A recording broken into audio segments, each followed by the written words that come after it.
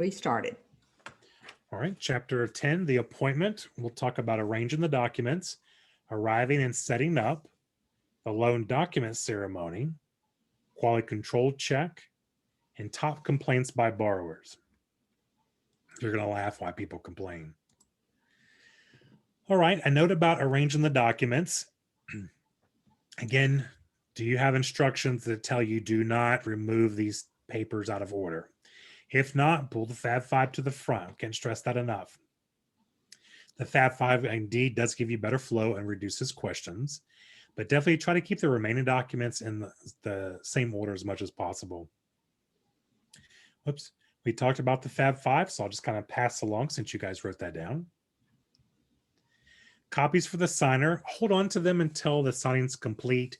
If you end up giving it to them in advance, it's an invitation for them to flip and follow you and then them make notes. And I will guarantee, even Jake, I've tried that twice. I said never again. The signer ends up keeping the original and you get the unsigned copy and you overlook it. And the next thing you know, you're having to chase down signatures. It's always going to be that sign that's over the river, through the woods, you know, coyotes were howling and you said you'll never go back. It'll always be that one. Binder clip and keep them separate and print them the same style as the original in case you need the backup. When you arrive to the signing, it's a good idea to be there 5 minutes early. Some of your hiring parties will be very specific and say be there 15 minutes early.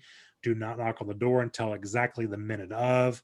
So again, your hiring party's instructions will kind of, you know, give you some direction. Park in the direction of the proper traffic flow. Pay attention to parking signs and restrictions.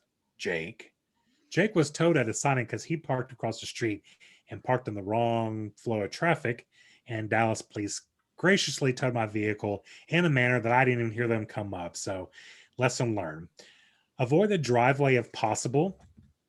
The reason why is you could have a multi-member household, and next thing you know, every 10 minutes you have to leave and or move your vehicle, and it just disrupts your sign. So park in the street, don't block fire hydrants, follow your local ordinances and laws. Bring your phone with you and make sure your phone is adequately charged because the signing service may need to reach you. Make sure you are really at the right house. We hail from Texas, and yes, the stereotype is true. People, they love their guns.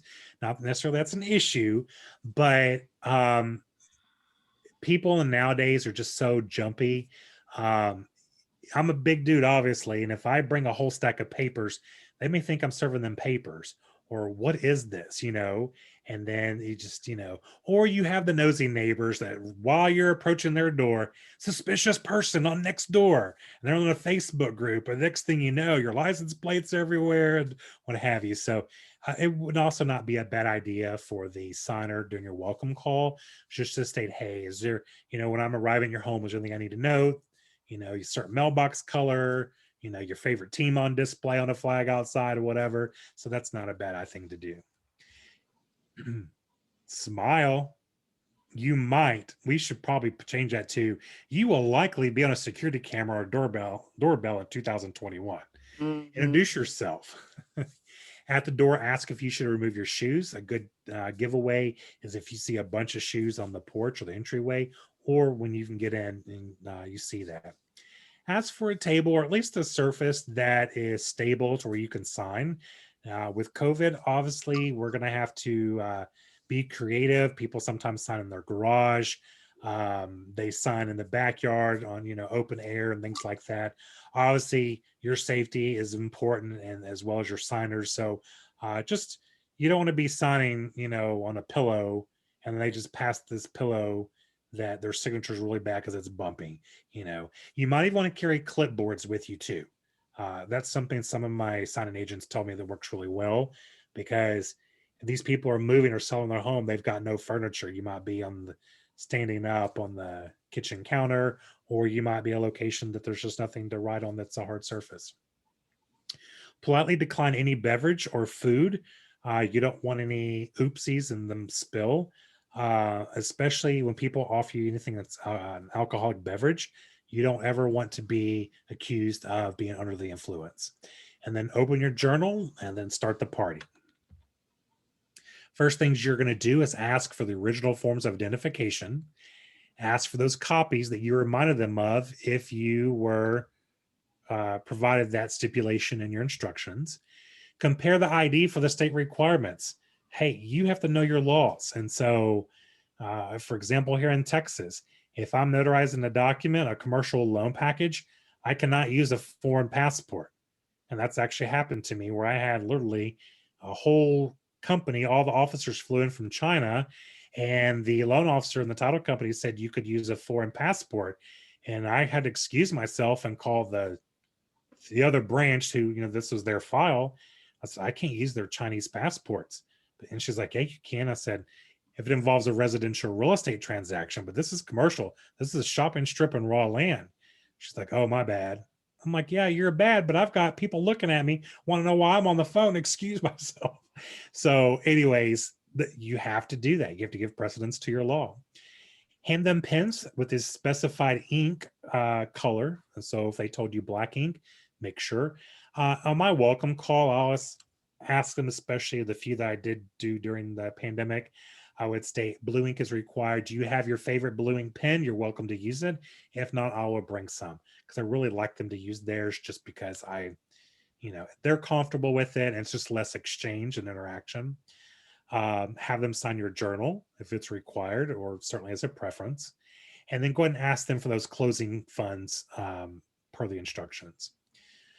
So now it begins, and you're like, Jake, you're talking too fast and blah, blah, blah. This is all, common sense. Well, all that's required before you get to the table. So people do not understand what's required to be a signing agent. So now, hopefully, today you realize there's a lot of stuff that goes with it, and the expectations of you are pretty vast. But at this point, now it begins. Have them sit in a clockwise motion. That's a test question on several different companies and signing services. Off record, it doesn't matter. You do want either clockwise or counterclockwise, just so the flow is better. But again, our current pandemic, things have changed. You might, reach with the claws that'll grab a piece of paper. And I say that jokingly, but I've had a couple of signings that people handed the documents to the notary that way. Clarify your limited role, that you're a signing agent, you're not an attorney, and you cannot give legal advice. Show them their copies and to say, okay, I've got your copies here, but I'm gonna hold on to them so we don't commingle any of the documents and get them mixed up. Get them focused and tell them how they need to sign. Mr. Gonzalez, I see you got a doctor's signature on your ID, and then Miss Doe, you sign really pretty. I need you to sign these documents as let's say Jose P as in Paul Gonzalez, and then Mary Jane Doe, because we have to be consistent in the loan package. So go ahead and set that expectation up front. That's when you will be told, oh, well, I don't sign that way anymore, or I sign M.J. Doe. And then so when you have conflicting things with the ID, first you to address what does your state require, and then two, contact your hiring party. All right, and then the next thing, a script will follow an upcoming section. This is when we switch the loan package. In the loan package, you do have that script in that PDF that Brenda sent in the link earlier today in the chat box. You need to catch errors proactively. Again, you're delivering a product, and that is a perfect loan package. So round one, when the last signer gives you the documents, you're going to check for signatures and initials as you go. And again, things are moving. So keep the flow going if you need to, especially if they're in somewhat of a hurry. Round two, you're going to flip through them before you leave a second time, but you're going to check for the dates and the document completeness. Round three, obviously, it was really by the time before you leave, but you want to now check your notary certificates. The venue, is it filled in? Did you cross out or strike it out an initial to put the correct one on all the documents? Some signing agents will do, 10 out of 15, 10 are modified, but 5 of them, they forget to do that. And it's a red flag. And then round four, before you scan those documents or before you ship them, you need to do one last look.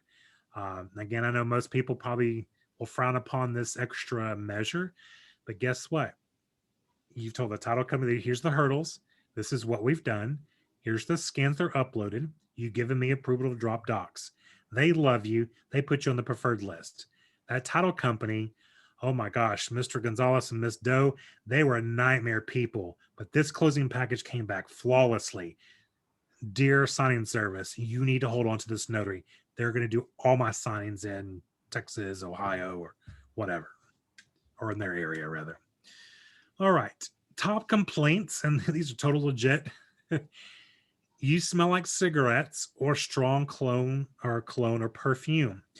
If you were gifted an heirloom of the perfume that's still in the bottle that has the bulb, and it could literally kill insects in 100-mile radius, probably not a good idea to wear that to a signing. People smoke. I'm not, no judgment here. Ventilation is key. But one thing that my title companies used to get really upset, our post closers would, is they open the package and the ashtray literally fell out. So be very mindful not to have, a really strong cigarette smell. You're dressed too casually. My last largest complaint was a notary that wore high heels that went up past the ankle, short shorts. The top was like, I'm gonna say a bra, but it's like a sports bra, but the outer part was like a see-through something. And so, not that I condone this, but when she hand delivered the documents to the title company, they were all behind scenes sending me a picture in capital letters. Never use this notary.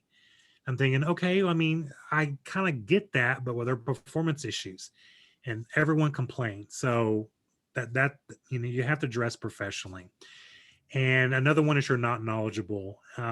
If you just go out there and you just pull the trigger and you don't focus on everything we're teaching you, it will show. It'll get you blacklisted, and they may have to redo the whole loan or the loan package. All right, we're going to stop that one and move to 11.